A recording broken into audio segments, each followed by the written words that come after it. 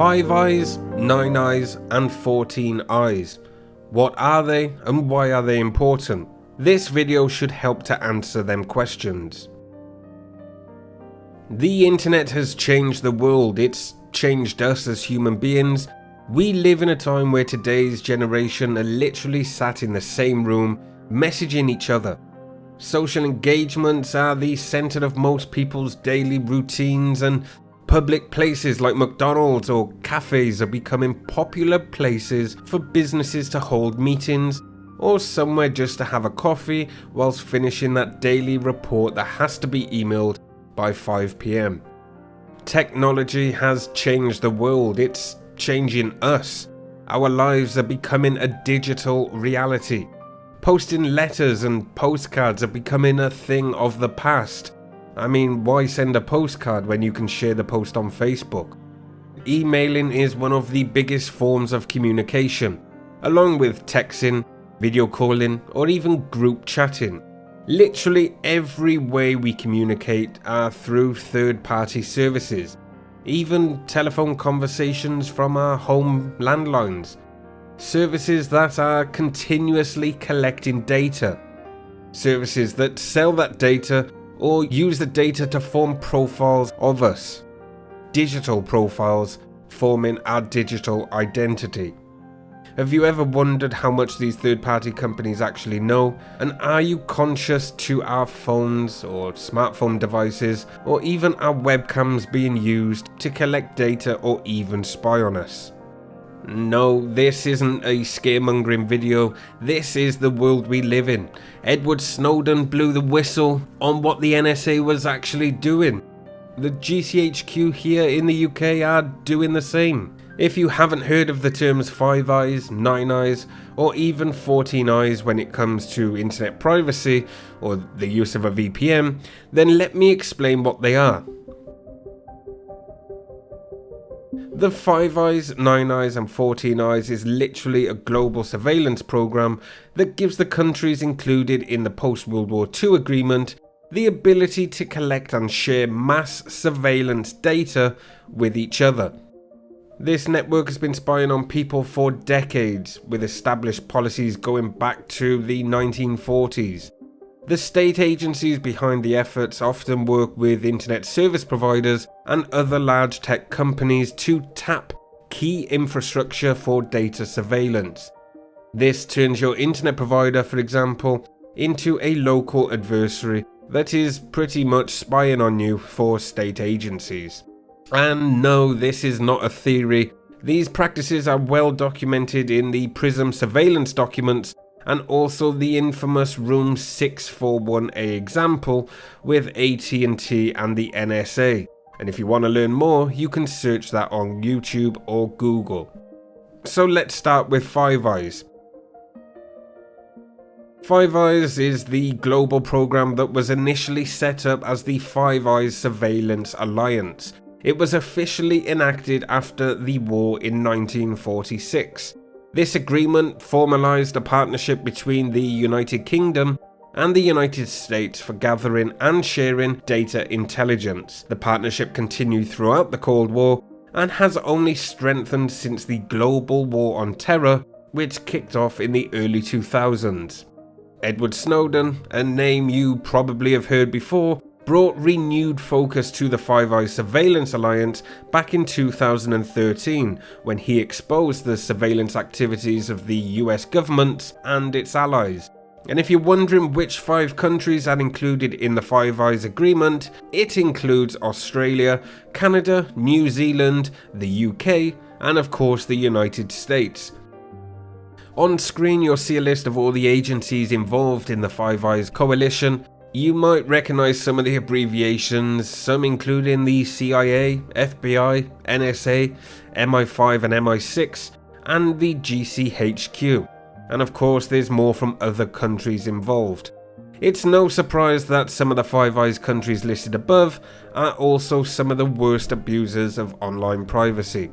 In the United Kingdom, since the passage of the Investigatory Powers Act back in 2016, internet service providers and telecoms companies have been recording browsing history, connection times, and even text messages.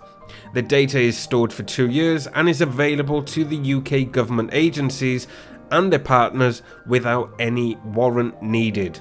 Meanwhile, in the United States, the US government has been implementing mass surveillance collection methods with the help of some large telecoms and internet service providers, which you can learn more about by searching the PRISM program on Google.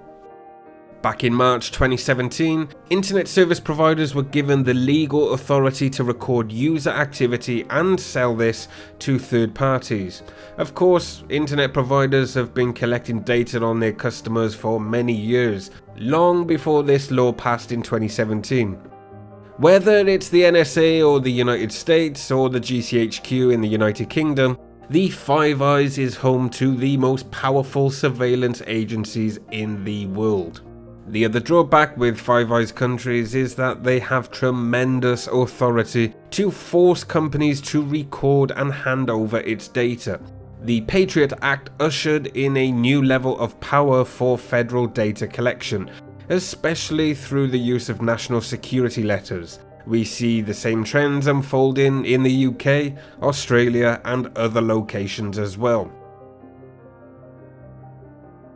Now moving on to Nine Eyes. The existence of the Nine Eyes Alliance is referenced in various sources online and became well known following the Snowden revelations back in 2013. It's just an extension of the Five Eyes Alliance with similar cooperation to collect and share mass surveillance data, but extending to an additional 4 countries. So the Nine Eyes Alliance consists of the 5 countries in Five Eyes, plus the additional 4 being Denmark, France, Netherlands and Norway. Over the years, you may have seen privacy laws change in these countries to align more with the UK or the US, but regardless, your data and activity can be monitored and can be shared to other countries across the Nine Eyes. Which leads us on to 14 Eyes. As before, the original surveillance agreement was extended to the 14 Eyes, which are the additional and final 5 countries to follow suit. This includes the 5 countries from the Five Eyes, the additional 4 countries from the Nine Eyes, and the further 5 countries to formulate the 14 Eyes, which are Germany, Belgium, Italy, Sweden and Spain. The official name for the 14 Eyes group, or the group of countries, is referred to as the SSEUR. The official name of this group of countries is referred to as SIGINT Seniors Europe, which is short for Signals Intelligence. Various government document releases which have come out through official FOIA channels reveal the close relationship between the NSA and the GCHQ here in the UK. Those two being the most powerful surveillance entities in the world with historical ties. It is no surprise that they work closely together. A top secret NSA document from 1985, which was revealed back in 2018 via a FOIA request, reveals that the close cooperation continues to this day, based on the broadly written UK-USA agreement, which says the UK-USA agreement, dated 5th of March 1946, has 12 short paragraphs and was so generally written, with the exception of a few nouns, no changes to it have been made. It was signed by a UK representative of the London Signals Intelligence Board and the US senior member of the State Army Navy Communications Intelligence Board, which is a predecessor organisation which evolved to be the present National Foreign Intelligence Board. The principles remain intact, allowing for full and independent partnership. In effect, the basic agreement allows for the exchange of all comment results, which is an abbreviation for communications intelligence, including the end product and pertinent collateral data from each pattern of targets worldwide, unless specifically excluded from the agreement at the request of either party. Another top secret NSA document from 1997, which was officially released in 2018, further elaborates on the close cooperation between the NSA and the GCHQ, which said some GCHQ, redacted, exist solely to satisfy NSA tasking. NSA and GCHQ jointly address collection plans to reduce duplication and maximize coverage through joint sites and cross-tasking, despite site closures. With reference to the joint sites, which I just mentioned, it's important to discuss Echelon. Echelon is a network of spy stations utilized by Five Eyes countries for large-scale espionage and data collection. The Guardian described Echelon as the following. Echelon is a global network of electronic spy stations that can eavesdrop on telephones, faxes, and also computers. It can even track bank accounts. This information is stored in the Echelon computers, which can keep millions of records on individuals. Officially, however, Echelon doesn't exist, of course. Although evidence of Echelon has been growing since the mid-90s, America flatly denies the existence, while the UK government's responses to the questions are systematically quite evasive. But despite these denials, there have been whistleblowers who have confirmed what is going on behind the scenes. Both Perry Felwak and Margaret Newsham came forward to document various aspects of Echelon to the public. While there are privacy concerns with countries in the 5, 9 and 14 Eyes alliances, there are still many people who wish to avoid the use of a VPN or even an email service that operates within one of these alliance countries. Therefore, when you're concerned about your data security, it's simply probably best to avoid having any association to a service based within the Five Eyes. One popular reason why this was set up was because a country couldn't spy on its own residents, so they formulated these group of countries so that the other countries can spy on the individual for them and freely share the data back. Some people say concerns about these surveillance jurisdictions are overblown or even misguided, and that it really doesn't matter, but you often hear this argument from VPN companies, and of course their marketers, that are usually based inside the US or Canada. And this line of thinking is misinformed and ignores the actual reality. There are many examples proving the risks associated with privacy-focused companies that operate within the Five Eyes jurisdiction, and here are just a few that you may or may not have heard of. RiseUp is both a Seattle-based VPN and an email service, and they were forced to collect user data for government agents and was also hit with a gag order to prevent any disclosure to its users. They also could not update their warrant canary. Big stuff being forced to collect data from a no-logs VPN and placing a gag order to stop them telling the user. That's not what you want from a privacy-based company. Another one is Lavabit, another US-based email service. They were basically forced to shut down after the US government demanded encryption keys and full access to its users' emails. In all fairness to Lavabit, rather than comply with the demands, the owner decided to shut the business down, which is a great move to protect its users' privacy, but another example of why being in the Five Eyes can also be quite risky. There's another two, the next one being the most popular, IPVanish. The US-based VPN service was forced to collect user data for an FBI criminal investigation, all while claiming to be a no-logs VPN and not alerting its users to what was happening. We don't know if there was a gag order in place, but this is one of the biggest stories that most streamers and users know of when it comes to VPNs handing over logs. Since then, the ownership of the company has changed and assurances have been put in place so this cannot happen again, which is why they have recently updated their limited connections to unlimited connections to prevent any logs in any database being collected and offer more security for its users. So it's a good thing that they've changed that round. However, it's still left a bit of a sour taste in quite a few people's mouths. The final one is Hide My Ass, which is a UK VPN service, and they were also ordered by a court to collect user data and hand it over to authorities for a criminal investigation. News about this came out after the fact, of course. But another example of a Five Eyes based company being forced to hand over information to authorities. This is why some people won't use a VPN or an email service from any service based within the 14 Eyes jurisdiction.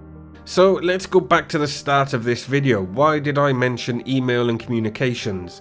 Well, that's because more is being collected than you might actually know. Using a secure and private email service is something more and more internet users are starting to consider, and here are 3 examples of reasons why you should consider using an encrypted method of communication and one that falls outside the jurisdiction of the 14 Eyes.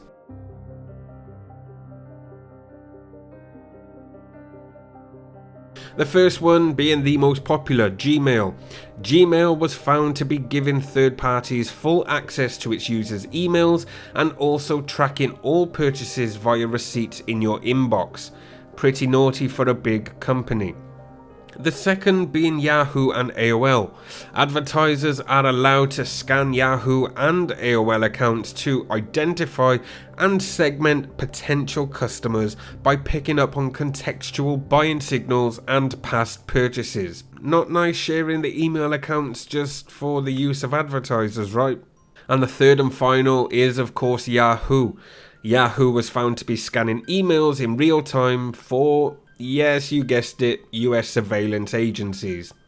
It's fair to say most email providers will collect or share data for advertisers and revenue, but scanning emails for surveillance agencies is another thing. So when it comes to having a secured email service, apart from, of course, some of the services available on the deep web, if you are an everyday internet user like myself, you might want to start using a secure and encrypted method of communication, which of course falls outside the 14 Eyes. Now, one I use for my business communications is Proton Mail.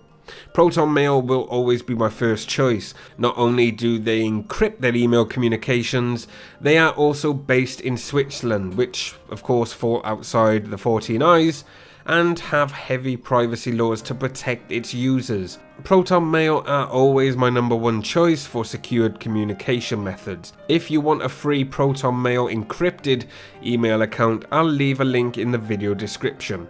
With privacy becoming the main concern for most users, especially streamers, which is the majority of my subscriber base, more and more internet users and streamers are looking for ways to hide their identities and activity, especially when it comes to streaming content which may be illegal in the country they're streaming from. For example, here in the UK. One of the most common talking points or questions in my VPN related videos are around VPN services that fall outside of the 14 Eyes, or more importantly outside of the 5 Eyes jurisdictions. And for those who share these concerns, there are 4 VPN services that I have reviewed that I recommend for those who want a service that operates outside any of the 14 Eyes jurisdictions. Here are the 4 I recommend. ExpressVPN. ExpressVPN are based in the British Virgin Islands, which fall outside the UK law jurisdiction, and the good thing is the British Virgin Islands operate both legally and politically independent of the UK. Also owning their own servers, they offer a fast speed with high encryption methods across different protocols.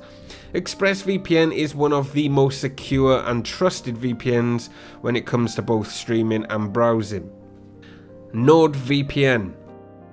NordVPN are based in Panama, and of course Panama also falls outside any jurisdiction of the 14 Eyes, which make Nord a great choice. NordVPN are known for offering big discounts across long-term subscription deals. They are also one of the fastest VPNs when it comes to speed, following IPVanish, who tend to be faster, but are within the 5 Eyes, which is why some people may avoid them. If you're looking for a fast VPN with a great discount, then NordVPN may be a great choice. AirVPN. AirVPN are based in Italy, again another country that falls outside the 14 Eyes. AirVPN are a good choice for short-term deals because they offer a 3-day subscription for just €2.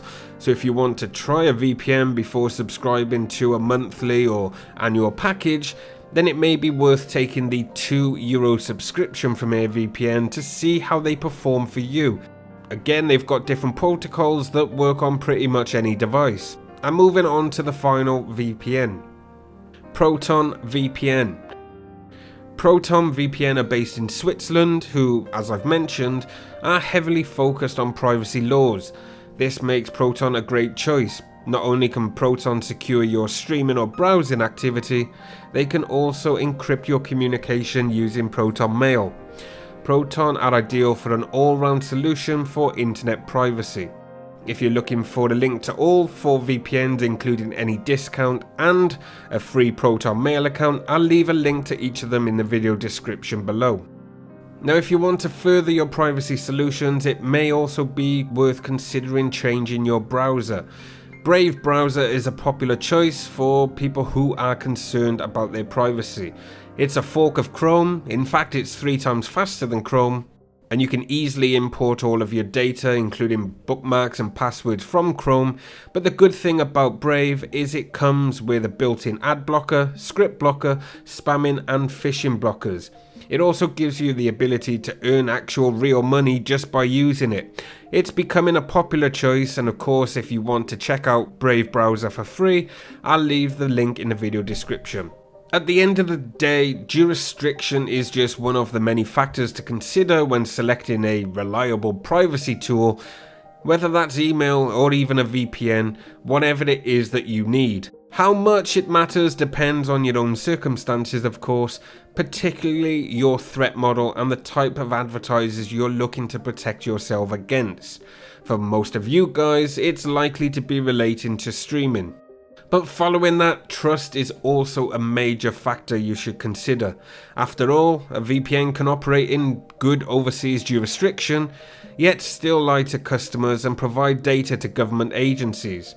Take, for example, the recent news on UFO VPN and the other VPNs relating to it. All the data that was shared online, even claiming they offered no logs, yet they shared data including users' passwords, emails, activity logs, and even IP addresses. But of course, this is where trust is key. Fortunately, to strengthen the trust that these services are trying to build with its users, more privacy-focused businesses are undergoing independent audits and third-party verifications.